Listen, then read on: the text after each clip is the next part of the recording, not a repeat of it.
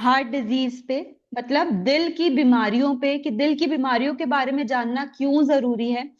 आप सबको पता ही है कि दिल बहुत जरूरी है हमारे लिए, हर ऑर्गन्स के लिए। दिल कहीं ना कहीं हर ऑर्गन्स के साथ जुड़ा ही हुआ है। चाहे वो हम अपने पैरों की उंगलियां ले लें, या फिर हम अपना सर ले लें, या फिर हाथों की उंगलियां ले लें, हर एक एंड तक हमारा दिल कहीं ना कहीं से हमारे ऑर्गन्स के साथ जुड़ा हुआ है। तो हम आज के सेशन में देखेंगे कि दिल की बीमारियां पे बात करना क्यों जरूरी है। दूसरा, हमें कैसे पता लगे कि हाँ हम डेंजर जोन में हैं, और कौन से सप्लीमेंट्स हम यूज करें कि हमारी दिल की बीमारियां जो है वो ठीक हो सकती है। तो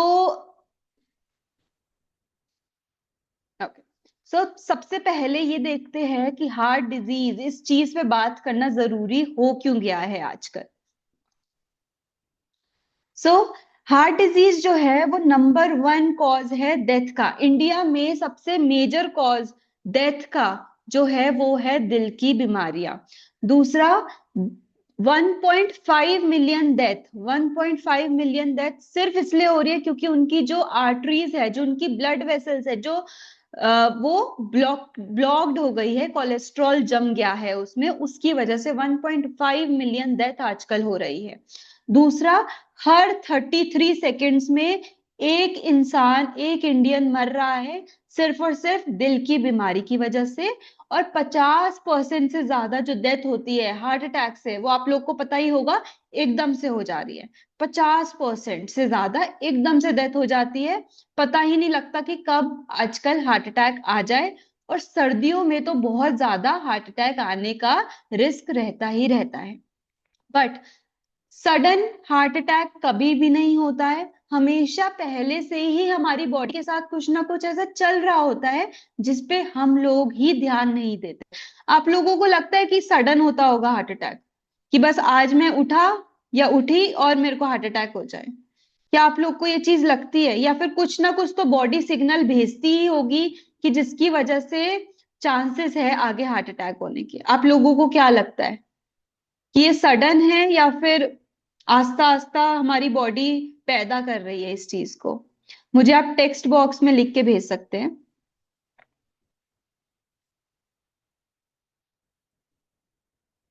चलिए, मैं संगीता मैम को भी एक बार अनम्यूट करती हूँ।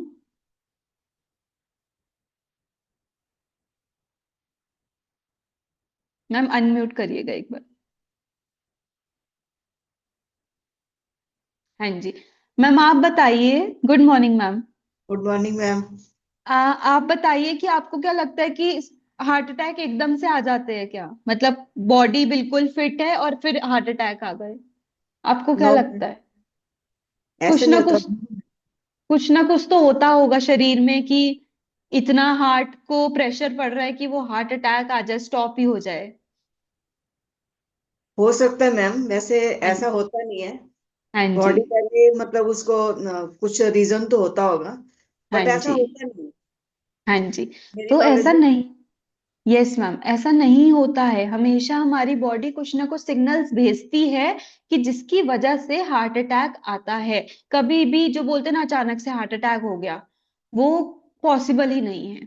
तो हम हार्ट अटैक्स, हम दिल की भी। मैम आप अनम्यूट, म्यूट हो गए हैं।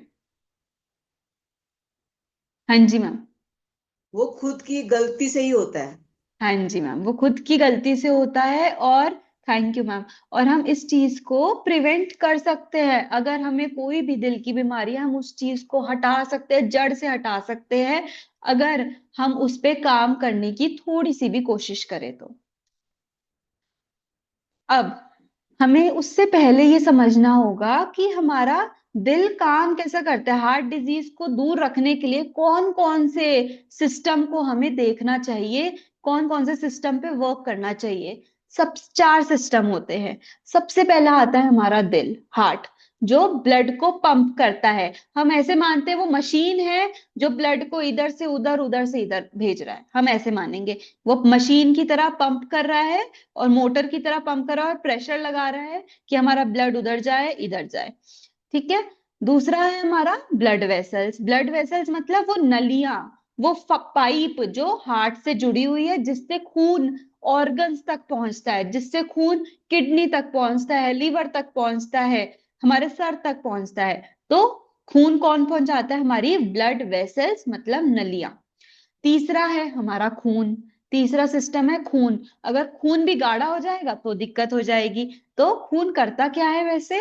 ऑक्सीजन और पोषण, न्यूट्रिशन को हमारे ऑर्गन्स तक पहुंचाने का, ट्रांसपोर्ट करने का काम करता है हमारा खून। खून एक मीडियम है जिसकी वजह से ऑक्सीजन और न्यूट्रिशन जो है हमारे ऑर्गन्स तक पहुंचता है। और फोर्थ है हमारा, जिसको हम इग्नोर करते हैं, नर्वस सिस्टम, हमारी नसें, हमारा नर्व्स। बहुत लोगों को ऐसा लगता है कि नसों से खून जाता है। बहुत लोग ये बोलते हैं कि नसों से खून जाता है।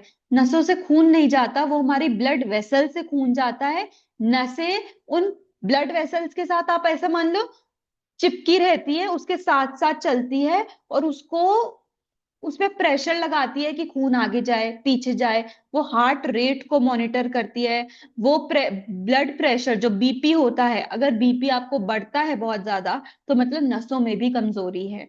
तो इन सब चीजों में हमारा नसें काम करती है, जो हार्ट रेट को देखती है, ब्लड प्रेशर को नापती है, स्ट्रेस को कम करती है। उन सब में नसें भी जरूरी है। तो चार चीजें जो हमारे हार्ट डिजीज को हमारे पास ला सकती है और जिसको सही करके हम उनको दूर कर सकते हैं, वो है हार्ट, हमारा दिल, ब्लड वेसल्स जहां से खून इधर से उधर जाता है, हमारा ब्लड, और नर्वस सिस्टम।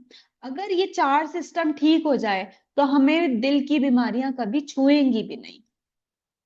अब ऐसे कौन से सिम्टम्स होते हैं, ऐसे कौन से चीजें हैं जिनसे हमें पता लग सकता है कि हाँ यार, कुछ तो गड़बड़ चल रहा है हमारी बॉडी में, कुछ हमारे खून के साथ, नसों के साथ, हमारे दिल के साथ कुछ गड़बड़ है। तो ये कुछ अर्ली सिम्टम्स हैं। सबसे पहले, बहुत ज्यादा थकान रहना, बहुत ज्यादा बेचैनी रहनी, या फिर डिजीनेस होना, मतलब कि चक्कर आने। तो उसका मतलब है कि खून अच्छे से हमारी बॉडी पार्ट्स तक, ऑर्गन्स तक, हमारे दिमाग तक पहुंच नहीं पा रहा है, जिसकी वजह से थकान बहुत ज्यादा रहती है। दूसरा है जॉ, नेक और बैक पेन। जब भी किसी को यहाँ पे, ये पीछे की तरफ बैक पेन हो, ये जॉ में पेन हो, या फिर गले में पेन हो, तो हमेशा, अगर वो बहुत दिनों तक रह रहा है, उसको हमेशा चेक करवा लेना चाहिए। वो एक अर्ली सिम्टम है कि आपको हार्ट अटैक आ सकता है, कोई दिल की बीमारी हो सकती है। तो किसी को भी ऐसा पेन हो तो हमेशा चेक करवा लें। चेस्ट पेन, फास्ट बीट, बहुत ज्यादा दिल तेज तेज धड़क रहा है, आपको फील हो रहा है कि यार अंदर दिल धड़क रहा है, तो भी एक सिम्टम है। दूसरा, शॉर्टनेस ऑफ ब्रेथ, मतलब बहुत ज्यादा सांस चढ़ना। थोड़ा सा काम करके भी सांस चढ़ जाता है जिनको, उनको कुछ तो कुछ ना कुछ, या तो ब्लड वेसल्स में दिक्कत है, हमारी नलियों में दिक्कत है, या फिर खून में दिक्कत है, खून गाढ़ा हो रहा है, उसकी वजह से शॉर्टनेस ऑफ ब्रेथ होती है, सांस चढ़ना। फिर आता है जैंथोमा। जैंथोमा आपने देखा होगा कि कुछ लोगों की आंखों के इधर मस्से से हो जाते हैं, यहाँ पे स्किन जो है इकट्ठी हो जाती है, मस्से हो जाते हैं, इसे हम जैंथोमा कहते हैं। ये दो चीजों की वजह से हो सकता है। एक, कोलेस्ट्रॉल अगर बहुत ज्यादा है। दूसरा, अगर डायबिटीज है, या फिर इंसुलिन जो है आपकी बॉडी में वो अच्छे से काम नहीं कर पा रहा है। तो ये दो चीजों की वजह से आपको जैंथोमा हो सकता है। आंखों के ऊपर जो है मांस इकट्ठा हो सकते हैं, मस्से हो सकते हैं। ये भी एक बहुत बड़ा रीजन है कि दिल की बीमारियां आपसे दूर नहीं है, जल्दी हो सकती है। दूसरा, टांगे सूज जाना, हाथ सूज जाने। तो इसका भी मतलब है कि ब्लड जो है अच्छे से सर्कुलेट नहीं हो पा रहा है। एक और चीज, हम जिनके पैर बहुत ज्यादा ठंडे रहते हैं, उनका भी है कि ब्लड सर्कुलेशन उतना अच्छा नहीं है। हाँ, दिल की बीमारियां उन्हें ऐसी नहीं होगी, बट ब्लड सर्कुलेशन उनका अच्छा नहीं है बॉडी पार्ट्स में। और लास्ट है हेडेक, सर दर्द। जिनको भी हाई बीपी रहता है, उनको शिकायत रहती है कि हमारा सर बहुत भारी हो रहा है, बहुत भारी रहता है। तो हमेशा इस चीज पे काम करना बहुत जरूरी है आजकल। अब हम एक चीज देखते हैं, मैंने जो आपसे सबसे पहले पूछा कि आपको क्या लगता है, सडन हार्ट का इशू हो जाता है, सडन हार्ट अटैक हो जाता है, तो मैम ने भी बताया नहीं, कुछ ना कुछ तो दिक्कत होती ही होगी। तो ये जो मैंने लिखा है 1 से 8 तक, ये एक ऐसे पाथ है जिसको फॉलो करते हैं और फिर लास्ट में जाके हार्ट अटैक होता है। ये एक प्रोग्रेस है कि हमारे बॉडी में कैसे दिल की बीमारियां प्रोग्रेस करती है, क्या उसका पाथ है।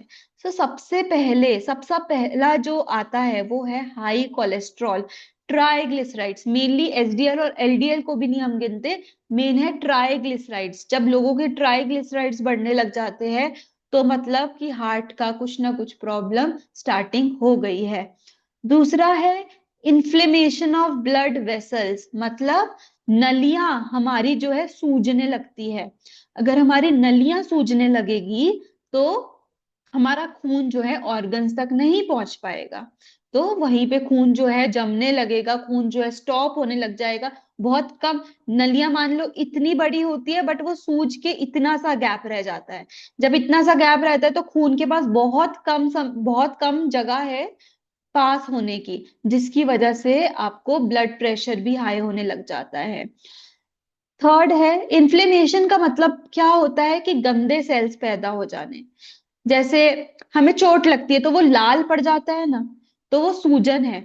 बट वो सूजन अगर बहुत टाइम तक रहेगी तो वो गलत चीज में कन्वर्ट होने लग जाती है, और ब्लड वेसल में यही होने होता है। थर्ड है inner lining of arteries get damaged, मतलब नलियां जो है उसकी, क्योंकि वो इतने टाइम से सूज रही है तो उसके जो इनर पार्ट है, अंदर का जो एरिया है, वो डैमेज होने लग जाता है। जब कोई चीज पे हम ध्यान नहीं रखते तो वो सड़ने लग जाती है ना, वैसे ही वो अंदर का एरिया सड़ने लग जाता है। फिर फोर्थ है रिड्यूसेस नाइट्रिक ऑक्साइड प्रोडक्शन। इसका क्या मतलब होता है मैं आपको बताती हूँ। नाइट्रिक ऑक्साइड एक मान लो एलिमेंट होता है, एक कंपाउंड होता है। जैसे पोटेशियम मैग्नीशियम होता है ना, वैसे ही नाइट्रिक ऑक्साइड भी होता है। वो क्या करता है, जो ब्लड वेसल्स है, जो नलियां हैं हमारी, उनको अगर इतनी जगह है तो उनको इतनी जगह में करता है, वाइड करता है, खोलने का काम करता है। और नाइट्रिक ऑक्साइड हमारे अंदर नॉर्मली नेचुरली पैदा होता है। बट जब भी हमारा हार्ट की दिक्कत होने लग जाती है तो नाइट्रिक ऑक्साइड जो है पैदा होना कम हो जाता है, जिसकी वजह से जो नलियां इतनी खुलनी थी वो इतनी सी ही रहती है, जिसकी वजह से ब्लड जो है अच्छे से पास नहीं हो पाता। ब्लड प्रेशर देता है वॉल्स को और ब्लड प्रेशर होने लग जाता है। फिर होने लग जाता है हमें ब्लड प्रेशर। हमें क्या लगता है कि सबसे पहले हमें ब्लड प्रेशर होता है, बट आप देख रहे हैं 1 से 4 तक हमें बस दिक्कतें ही हो रही है, उसके बाद जाके हमारा ब्लड प्रेशर बढ़ता है। तो हम इस समय भी अगर ध्यान दे देते तो हमारा ब्लड प्रेशर भी कंट्रोल हो सकता था। फिर पुअर ब्लड सर्कुलेशन, की ऑर्गन, अब ब्लड प्रेशर हाई है तो ऑफ कोर्स सी बात है, जो नलियां है उस पे जगह ही नहीं है कि ब्लड इधर से उधर जाए, तो ब्लड सर्कुलेशन अच्छा ही नहीं होता, ऑर्गन्स तक खून जो है पहुंच ही नहीं पाता। फिर सेवेंथ आते हैं reduced oxygen to heart.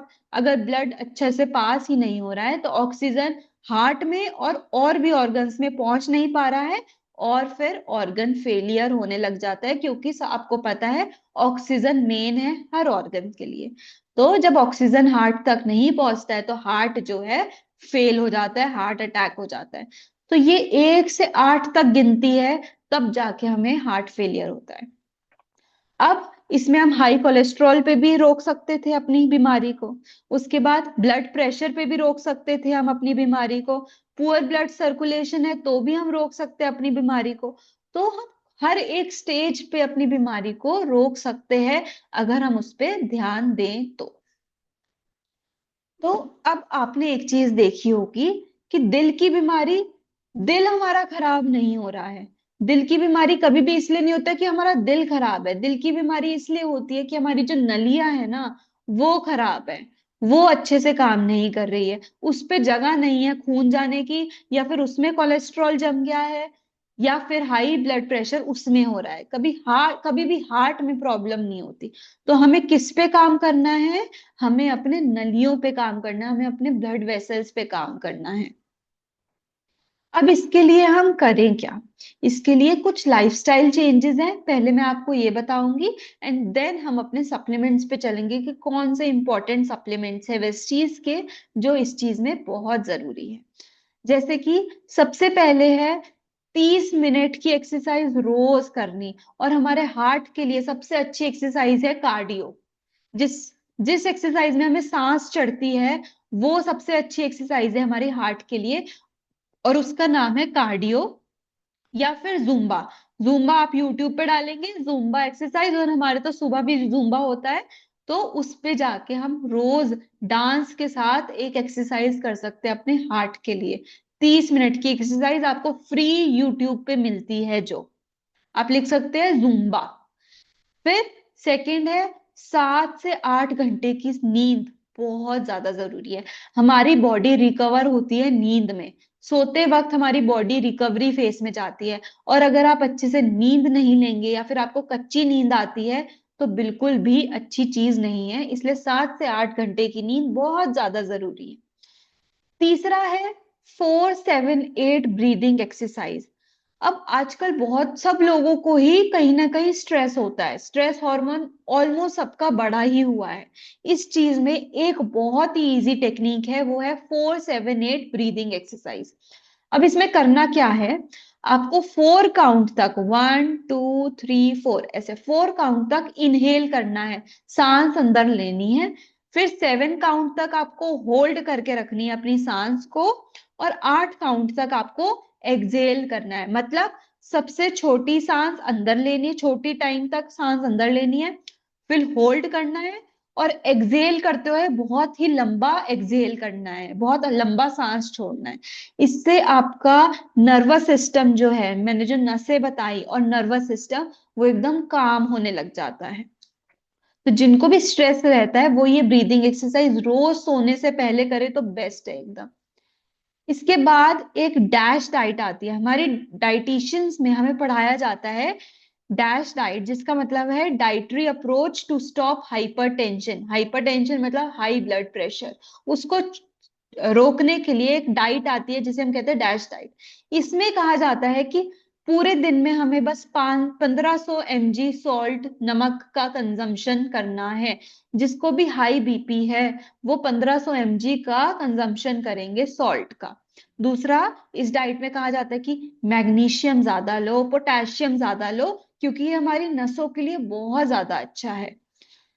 And next हम आते हैं फूड सप्लीमेंट्स पे, वेस्टीज के सप्लीमेंट्स पे। अब कौन कौन से वेस्टीज के सप्लीमेंट्स है जो हमारे हार्ट हेल्थ के लिए बनाए गए हैं। तो सबसे पहले है इसमें L-arginine। ये एकदम मेरा फेवरेट सप्लीमेंट है और बहुत ही बेस्ट रिजल्ट देता है ये। क्यों? क्योंकि इसमें नाइट्रिक ऑक्साइड होता है। मैंने आपको पहले भी बताया कि नाइट्रिक ऑक्साइड की कमी की वजह से हमारी जो वेन्स है, हमारी जो नलियां हैं, वो सुखड़ने लगती है। और L-arginine आपको नाइट्रिक ऑक्साइड दे रहा है, जिसकी वजह से आपकी नलियों में जगह बनेगी खून के आर पार की। दूसरा है इसमें vitamin B12, vitamin D, vitamin K2 और फॉलिक एसिड।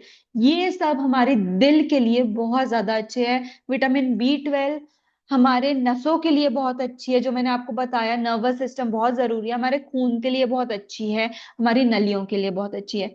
विटामिन D और K2 को एक साथ इसलिए डाला गया है क्योंकि बहुत लोगों को जो नलियां होती है उसमें कैल्शियम की डिपोजिशन की वजह से हार्ट अटैक आता है, कैल्शियम जम जाता है। तो विटामिन D और K2 साथ में क्या करते हैं कि जो भी हम कैल्शियम रिच फूड खा रहे हैं वो हमारी जॉइंट्स में, बोन्स में भेजते हैं, ना ही हमारी नसों में रहता है। तो उससे कैल्शियम डिपॉजिट नहीं होगा और हार्ट अटैक नहीं होगा, ब्लॉकेज नहीं आएगी। और तीसरा है फॉलिक एसिड, जो हमारे खून के लिए बहुत अच्छा है। अब ये करता क्या है लार्जिनाइन? इंप्रूव करता है ब्लड के फ्लो को, इंप्रूव करता है, हेल्प करता है ब्लड वेसल को रिलैक्स करने में। ब्लड वेसल रिलैक्स करने में मतलब जब भी खून जाता है तो वो कुछ काम कर रही होती है, बट उसके बाद वो रिलैक्स भी होती है। मतलब जब भी आप पाइप में पानी छोड़ते हैं तो आप देखते हैं ना, प्रेशर आता है एकदम, बट वो फिर रिलैक्स भी होती है। तो वो चीज ब्लड, हमारी नलियां भी एकदम पाइप की तरह है, वो कभी ऐसे होती है, कभी ऐसे होती है, कभी ऐसे होती है, कभी ऐसे होती है। तो उसको रिलैक्स करने में हमारा L-arginine मदद करता है। हेल्दी ब्लड प्रेशर, जिनको भी बीपी हाई रहता है उनके लिए बहुत अच्छा है L-arginine। दूसरा, नर्व्स हेल्थ के लिए अच्छा है, ऑक्सीजन का सप्लाई प्रॉपर होता है, कैल्शियम को नलियों से दूर रखता है, ब्लॉकेज नहीं होती है कैल्शियम की वजह से। और उसके अलावा फर्टिलिटी में भी बहुत अच्छा है हमारा L-arginine। सेकंड हम आते हैं प्रो कार्ड पे, जो आयुषांते का है, मतलब कि इसमें आयुर्वेदिक चीजें हैं, जैसे अर्जुना, गुगुल, अश्वगंधा, लहसुन और इक्षु। ये अब क्या करता है ये मैं बताती हूँ। हमारी हार्ट मसल्स को, आपको पता है हार्ट एक मसल है, मसल मतलब वो ऐसे ऐसे करता है ना, वो एक मसल है जिसको स्ट्रेंथ अगर जिसमें, क्योंकि हार्ट हमारा 2400 घंटे चलता है, 24 घंटे हार्ट अगर रुक गया तो हम भी रुक गए। तो इसको अगर हार्ट मसल्स ऐसे ऐसे नहीं करेगा, उसमें स्ट्रेंथ नहीं होगी, उसमें एनर्जी नहीं होगी, तो हम, वो तो रुक जाएगा। तो उसको एनर्जी देने के लिए हमारा प्रो कार्ड बना है। दूसरा, एलडीएल लेवल को, मतलब गंदे फैट को कम करता है और अच्छे फैट को बढ़ाता है हमारा प्रो कार्ड। तीसरा, बीपी को बैलेंस करता है, ब्लड प्रेशर को बैलेंस करता है, प्लेक को हटाता है, प्लेक मतलब ब्लॉकेज को रिमूव करता है, और दूसरा स्ट्रेस को भी कम करने में मदद करता है प्रो कार्ड। इसके बाद हम आते हैं फ्लेक्स ऑयल पे। फ्लेक्स ऑयल क्या करता है, एक ओमेगा 3 है, ओमेगा 6 है, विटामिन ई है, मैग्नीशियम है, पोटेशियम है, 1 मिनट, और विटामिन बी 12 है, बी है। अब हमें तो लगता था कि फ्लेक्स ऑयल बस एक ओमेगा 3 है, बट आप देख रहे हैं इसमें इतनी सारी चीजें हैं, vitamin B, potassium, magnesium, vitamin, मैंने आपको बताया ना डैश डाइट, कि जो हमारे डाइटिशियंस में हमें पढ़ाया जाता है कि डैश डाइट को फॉलो करवाओ, उसमें मैग्नीशियम और पोटेशियम को बढ़ाने को बोलते हैं। तो फ्लेक्स ऑयल हमारे मैग्नीशियम और पोटेशियम भी हमें दे रहा है। तो ये करता क्या है, ट्राइग्लिसराइड्स जो मेजर कॉज है हार्ट अटैक का, ट्राइग्लिसराइड्स, एसडीएल और एलडीएल से ज्यादा ट्राइग्लिसराइड अगर बढ़ गया तो मतलब कि हार्ट का प्रॉब्लम है ही है, तो उसको लोअर करने में मदद करता है। दूसरा, ब्लॉकेज को हटाने में मदद करता है, कंट्रोल करता है ब्लड शुगर, क्योंकि डायबिटीज की वजह से भी हार्ट की प्रॉब्लम हो सकती है, हो क्या सकती है, होती ही है। तो डायबिटीज को भी कंट्रोल करता है, बॉडी में जो एक्स्ट्रा फैट है उसको बर्न करता है, और नर्व्स, नसों को और नलियों को भी मदद करता है। तो फ्लेक्स ऑयल इस चीज में हमारे लिए जरूरी है। फिर आता है हमारा क्रिल ऑयल। फ्लेक्स ऑयल है वेजिटेरियंस का ओमेगा 3, और क्रिल ऑयल कहते हैं कि नॉन वेजिटेरियंस का ओमेगा 3 है। तो क्रिल ऑयल में क्या है, ये फिश ऑयल है, इसमें ओमेगा 3 है, ईपीए और डीएचए के फॉर्म में। ईपीए और डीएचए एक तरह का ओमेगा 3 होता है जो एकदम हमारी बॉडी में एब्जॉर्ब हो जाता है, एकदम से एब्जॉर्ब होता है, बहुत जल्दी काम करता है। उसके अलावा इसमें है फॉस्फोलिपिड्स, एस्टाजेंथिन और कोलिन। अब ये करते क्या है, अब मैं एक चीज बताती हूँ आप लोगों को। हमारी कोशिकाएं जो है, हमारी सेल्स जो है, वो, उसकी जो ऊपर की लेयर है वो फॉस्फोलिपिड से बनती है। तो जब भी आपके घर कोई जानने वाला आता होगा, जानने वाला घंटी बजाता होगा, आप उन्हें एकदम से कहते हैं कि हाँ आ जाओ आ जाओ। बट अगर कोई अजनबी हो तो आप बोलेंगे आप कौन, आपको क्या काम है ना। तो ऐसे ही क्रिल ऑयल क्या काम करता है, मैं आपको इस एग्जांपल से बताती हूँ कि कोशिकाओं के आगे पीछे फॉस्फोलिपिड होता है। जब क्रिल ऑयल कोशिकाओं के पास आती है तो कोशिकाओं को लगता है यार इस पे भी फॉस्फोलिपिड है, मतलब ये तो मेरा जानने वाला है। तो वो एकदम से अपने अंदर जो है क्रिल ऑयल को घुसा लेती है, और एकदम से पूरा का पूरा क्रिल ऑयल जो है एब्जॉर्ब हो जाता है। तो उसे लगता है क्योंकि ये तो मेरा जानने वाला है, तो वो एकदम एब्जॉर्ब होता है, तो एकदम से असर होने लग जाता है। तो क्रिल ऑयल इसलिए हमेशा बेटर है फ्लेक्स ऑयल से, इसलिए बहुत ज्यादा काम करता है क्रिल ऑयल हार्ट की प्रॉब्लम में। जिनको भी इंस्टेंट रिजल्ट दिखाना हो हार्ट के लिए, उनको आप क्रिल ऑयल दो।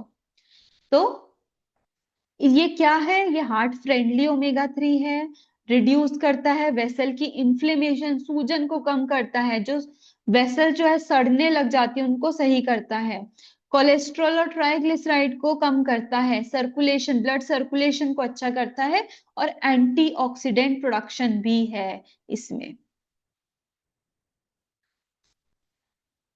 नेक्स्ट आते हैं कोएंजाइम Q10 पे। ये हमारी कोशिकाओं का लाइटर है, मतलब उनको एनर्जी देता है। अगर हमारी कोशिकाओं में एनर्जी रहेगी, हमारी पूरी बॉडी में एनर्जी रहेगी। और कोएंजाइम Q10 30 साल तक, 30 to 35 ईयर्स तक बहुत अच्छे से नेचुरली हमारी बॉडी में जो है बनता है, बट 30-35 साल के बाद वो बनना कम हो जाता है, जिसकी वजह से आप देखते होंगे जैसे जैसे हम बड़े होते हैं हमारी एनर्जी जो है कम की साइड चली जाती है। तो इसका मेन रीजन है कोएंजाइम Q10 का कम बनना। तो इसलिए ये सप्लीमेंट फॉर्म में हमें दे दिया है। और उसके अलावा ये एनर्जी प्रोडक्शन तो करवाता ही, 90% एनर्जी प्रोडक्शन करवाता है सेल्स में। उसके अलावा फ्री रेडिकल्स, फॉरेन चीजें, गंदी चीजों को दूर रखता है हमारे कोशिकाओं से। तीसरा, किसी को भी हार्ट की सर्जरी हुई हो, किसी को भी स्टंट डला हो, किसी को भी ब्लड प्रेशर हो, किसी को भी बाईपास की सर्जरी हुई हो, उन्हें आप कोएंजाइम Q10 देंगे ही देंगे, बहुत ज्यादा जल्दी रिकवर करता है। दूसरा, इररेगुलर हार्ट बीट, बहुत तेज तेज हार्ट बीट है या फिर बहुत कम हार्ट बीट है, उसमें आपको एंजाइम Q10 देंगे। और तीसरा, ब्लॉकेज को हटाने में भी दूर करता है हमारा कोएंजाइम Q10। तो ये कुछ प्रोडक्ट्स थे जो हमारी दिल की बीमारियों को दूर रखते हैं। अब इन्हें हमें लेना कैसे है, डोसेज आप इसका स्क्रीनशॉट ले सकते हैं। अगर किसी को नॉर्मल ब्लड प्रेशर रहता है, हाई ब्लड प्रेशर रहता है, तो उसके लिए ये डोसेज है। किसी को हार्ट सर्जरी हुई है उसके लिए थोड़ी सी डोसेज जो है बढ़ जाती है। तो आप इसका स्क्रीनशॉट ले सकते हैं।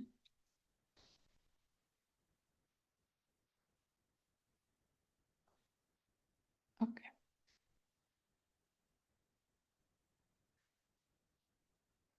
तो ये था मेरा आज का सेशन। आप लोगों का कुछ भी क्वेश्चन है आप मुझसे आप क्वेश्चन कर सकते हैं। किसी का कोई क्वेश्चन तो वो हैंड रेज कर सकता है या फिर टेक्स्ट बॉक्स में लिख सकते हैं।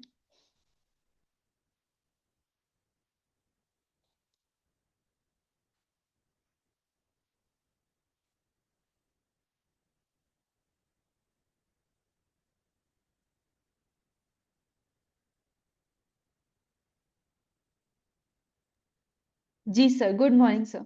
Very good morning ma'am. Good morning sir. Okay ma'am, हाँ। आपने जैसे krill oil and flax oil का जैसे बताया, तो आपने ये भी कहा कि krill ऑयल ज़्यादा इफेक्टिव है फ्लेक्स ऑयल से। हाँ जी।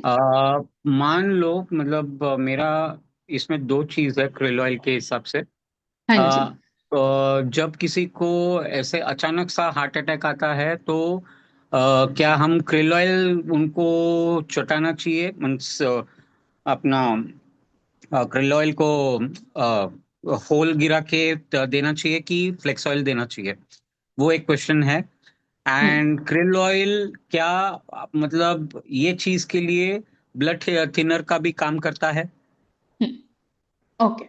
सो सबसे पहले फ्लेक्स ऑयल और क्रिल ऑयल में से जिसको भी एकदम दिक्कत आई हो, आपको क्रिल ऑयल देना है। और पंचर करके जीप के नीचे, जीप के हाँ, ऊपर भी पंचर कर सकते करके। हैं, बट जीप के नीचे एकदम से आपको 2 कैप्सूल जो है पंचर करके डाल देनी है, सबसे ओके। ज्यादा एकदम से रिजल्ट दिखाने के लिए।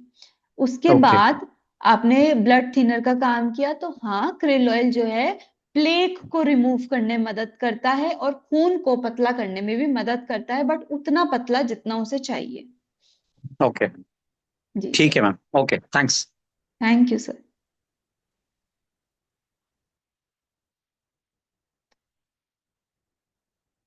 जी सुषमा मैम।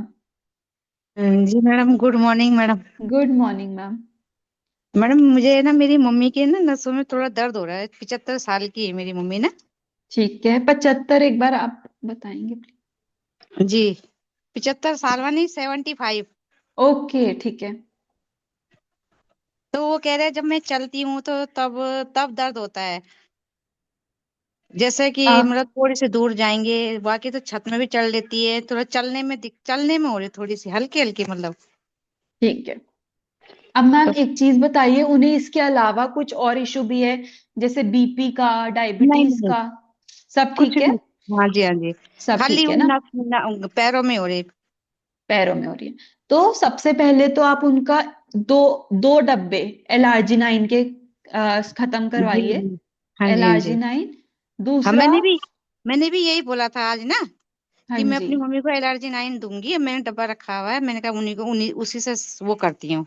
उसके बाद हाँ, मैडम। क्योंकि वो नसों का उनका मेन है, हाँ नसें जी जब जी भी जी। नसों का दिक्कत होती है तो L-arginine स्टार्ट करवाओ, क्रिल हाँ ऑयल जी। स्टार्ट करवा सकते हो, अगर अगर नॉन-वेज। वेजिटेरियन है तो हाँ। फ्लेक्स ऑयल, और B12 का सबलिंगुअल स्प्रे, हाँ जी हाँ जी।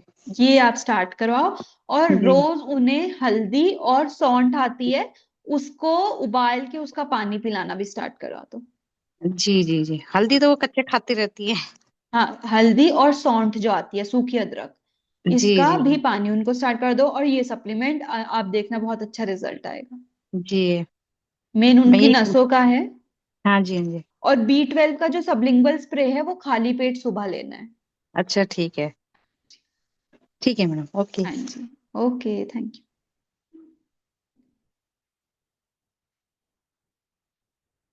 जी सुशील सर,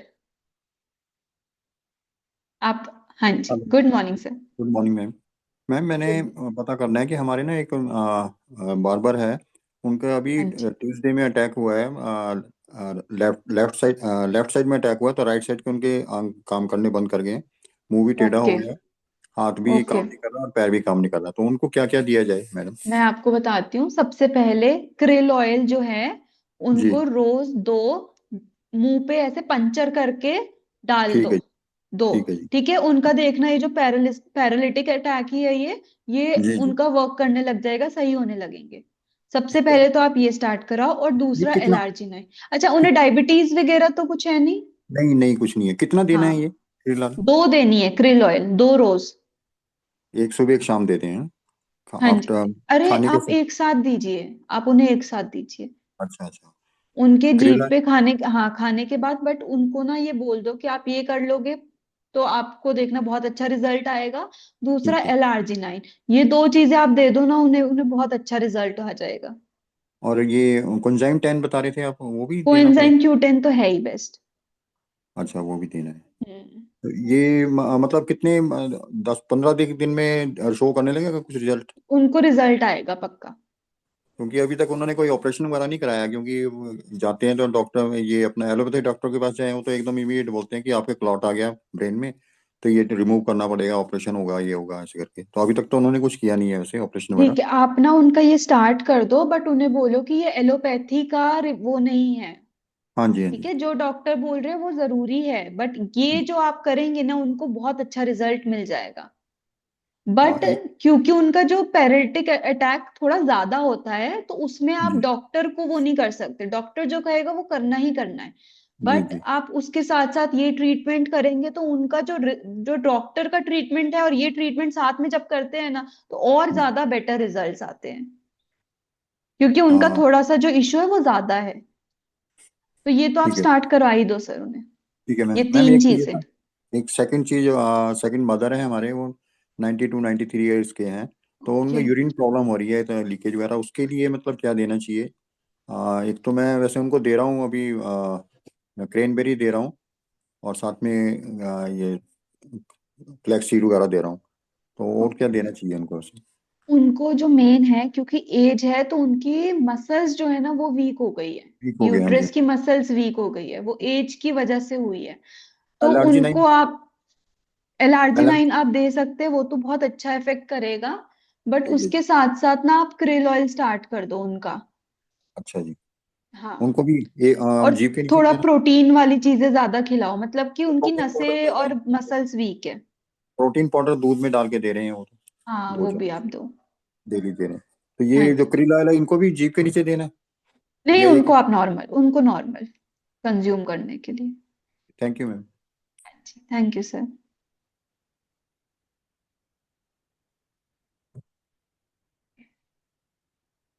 कल्पना मैम को मैं अनम्यूट कर रही हूँ। Good morning ma'am. Good morning ma'am. Good morning. Ma'am actually मैं जैसे सोती हूँ रात को, हाँ तो जी, मुझे सोते सोते मेरे जैसे दोनों हाथ में ना काफी मतलब जैसे लगता है सुन्न हो गए, झंझनाहट होती ठीक है। है। हाँ जी। और तो मैम आपने मैं अभी टेक्स्ट में अभी कोलेस्ट्रॉल का भी लिखा है? कैलेस्ट्रॉल, हाँ मैम उसके लिए भी जैसे मैं अभी तो गैनोडर्मा हाँ जी, और स्पिरुलिना और कैल्शियम ले रही हूँ अभी। कर लेना, ठीक है। ये इनमें से कोई भी आपका जो इशू है ना उसके लिए नहीं है, हाँ ये जी। डिटॉक्स के लिए है मेनली। आपका इशू में आपका एक तो B12 की कमी है। जब हाँ भी जी। हमारे पैर हाथ सुन्न होते हैं तो B12 की कमी की वजह से होता है। तो इसमें आप B12 का स्प्रे स्टार्ट कर दो सुबह खाली ओके पेट, है ना। ओके। हाँ दूसरा जी। आप LRG9 बहुत अच्छा है इसमें, LRG9 के 2 डब्बे आप यूज करो, ठीक है। ओके। आपका हाँ जी। B12 एकदम सही होने लग जाएगा। और आप मेरे से 2 डब्बे यूज करके आप मेरे से बात करना, आपने ये नहीं बोला कि मेरा अब सुन नहीं होता, हाँ तो जी। आपको और बिल्कुल मैम रिजल्ट आएगा। मैम मैंने नोनी स्टार्ट की है। मैम हाँ, जैसे मैं नोनी भी नोनी अच्छा है। खाती हूँ ना, हम्म। तो मैम मुझे पूरी बॉडी में ऐसा लगता है, मतलब कुछ झंझनाहट झंझनाहट जैसे होता है। तो आप अभी उसको मत खाओ क्योंकि आपका B12 ऑलरेडी कम है। तो नोनी क्या है, नोनी हर किसी को एकदम से सूट नहीं करती, वो हाँ आस्ता जी। आस्ता बॉडी को सूट करती है। जैसे मैं हम्म। खाऊं तो मेरे को सूट करती है, बट अगर कोई और खाए ना किसी को सूट नहीं करती। तो जब आपका B12 सही हो जाएगा ना, फिर आप एक बार जब आपकी बॉडी स्ट्रांग हो जाएगी ना कुछ अलग सी चीज को लेने के लिए, क्योंकि हाँ उसमें जी। बहुत ज्यादा मिनरल्स और ये विटामिन और मिनरल बहुत ज्यादा है, तो इसलिए आपको वो सूट नहीं कर रही क्योंकि ऑलरेडी आपकी थोड़ी सी बॉडी जो है वीक है। और मैम इसके साथ साथ आप जब आपका LRG9 खत्म हो जाएगा तो आप हाँ जी। प्रोकार्ड एक बार स्टार्ट कर लेना। ओके बस, मैम। ओके, ठीक है thank ma'am. You ma'am. Okay. Okay okay, thank you. Okay, किसी का कुछ क्वेश्चन?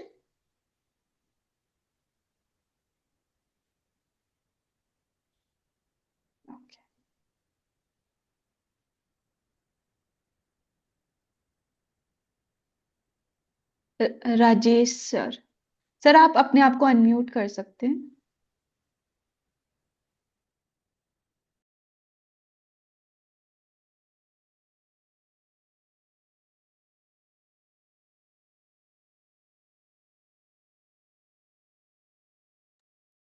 सर आप अपने आप को अनम्यूट कर सकते हैं, राजेश सर। ओके, तो वो अभी नहीं हो पा रहा है। तो अब मेरे को आप लोगों से ये जानना है कि अगली बार मेरा टॉपिक क्या रहे सेशन का। तो आप लोगों को अगर कोई भी आप मेरे को राय देना चाहते हैं तो आप मेरे को टेक्स्ट बॉक्स में लिखिए या फिर आप मेरे को बोल सकते हैं। तो अगर आपका कुछ भी प्रेफरेंस है कि इस चीज पे सेशन चाहिए हमें, तो आप बता सकते हैं मेरे को।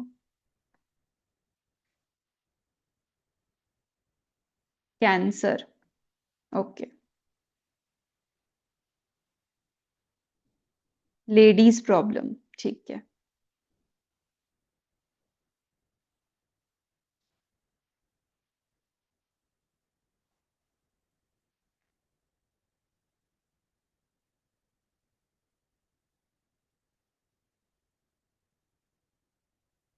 अर्थराइटिस, चलिए हम एक एक करके। Acidity and gastric, okay. मैं इसका एक बार फोटो ले लेती हूँ। जी विजय सर। मैम, मेरे को एक हाँ। पूछना था कि मैंने भी काफी लोगों से भी सुना है, आपको भी हम्म। पता है कि krill ऑयल बेसिकली नॉनवेज है, but hmm. Yes medicinal use के लिए बहुत ही लाभदायक है। लोगों को वो चीज समझ नहीं आती। हाँ बट क्या जी होता सर। है ना कि जिसको ये चीज का पता है तो उसके लिए तो सही है, बट ऐसे बहुत सारे मेरे को ऐसे ब्राह्मण या इवन जैन लोग जैसे लोग हैं, वो लोग बोलते हैं कि हम नॉनवेज नहीं खाते तो ये कैसे खाएं। अगर ऐसे सिचुएशन में जैसे हार्ट रिलेटेड प्रॉब्लम में अगर ये चीज एक्चुअली लाभदायक है, तो उनको कैसे समझाए या उनको कैसे बोले कि भाई ये लेने से आपको डेफिनेटली हेल्प होगा। तो उसका कोई दूसरा तोड़ है कि ठीक है, अगर वो नहीं खाना चाहते, ठीक है, मतलब krill ऑयल के बदले कुछ और हम उनको सजेस्ट कर सकते हैं, इस मतलब मेरा वो क्वेश्चन है। Okay, so sir first thing, जब भी हम एलोपैथी खाते हैं तो हम तो देखते भी नहीं है, कोई भी नहीं देखता कि वो नॉन वेज है कि वेज है, बट हम खा करेक्ट, लेते वो हैं तो हमेशा, वैसे भी वहां पे है ना। लिखा नहीं रहता। लिखा भी नहीं रहता, और बहुत ज्यादा एलोपैथी जो है काफी ज्यादा नॉनवेज भी होती है, बट हम लोग करेक्ट। नहीं देखते। तो एक तो जो लोग क्वेश्चन करते हैं आप उनको ये बोल सकते हैं कि आपकी आपके लिए अगर आपकी हेल्थ से ज्यादा कुछ इंपॉर्टेंट है तो ठीक है, मैं आपको ऑल्टरनेटिव दे देता हूँ। बट आप हम्म। उन्हें बताइए कि जो ये काम कर सकता था वो ये नहीं करेगा, उतना ज्यादा करेक्ट। करेगा बट उतना ज्यादा नहीं। अब उसके अलावा आप जो उन्हें देंगे, पहले तो फ्लेक्स ऑयल देंगे और प्रोकार्ड देंगे और एलार्जिनाइन देंगे। ये 3 ठीक। चीजें दे सकते हैं। बट जो इंस्टेंट रिजल्ट होता है कि किसी को कुछ प्रॉब्लम हो रही है और हम बराबर। उसको वो कर रहे हैं, एकदम से पंचर करके डाल रहे हैं, तो वो krill ऑयल ही दे सकता है। अच्छा, एक बात और पूछना था कि जब किसी को मतलब ऑन द स्पॉट जब हार्ट अटैक होता है, जब वो प्रॉब्लम आती है, मोस्ट ऑफ द डॉक्टर्स या जिसको सीपीआर आता है करने का, तो हम्म। वो बंदे सीपीआर देते हैं या करते हैं वो जी टाइम सर। पर वो पेशेंट को। बट सीपीआर देने से भी बंदा बच नहीं पाता, तो क्या रीजन है? मतलब क्या सीपीआर, अभी मेरा ही मैं जहाँ रहता हूँ, वो 1 साल पहले की बात है, एक बंदा ऑन द स्पॉट बेचारा मर गया, मतलब he is no more now. But उस समय मतलब मेरे उसी के बिल्डिंग में, उसी के मेरे बाजू में रहते हैं, उसी के बिल्डिंग में एक मेरे एलोपैथी डॉक्टर है। तो उन्होंने और उनकी वाइफ दोनों डॉक्टर है, तो उन्होंने वो सीपीआर देने के बावजूद बेचारा बच नहीं पाया। तो सीपीआर कैसा हेल्प करता है ऐसे सिचुएशन में, वो मेरा एक पॉइंट है। सर सीपीआर क्या है कि एक हम हार्ट को जो है एकदम शॉक दे रहे हैं कि काम कर तू, काम कर तू, करेक्ट। ऑक्सीजन चाहिए उसको, मतलब मेनली ऑक्सीजन की कमी की वजह से हमारा हार्ट जो है रुक जाता है।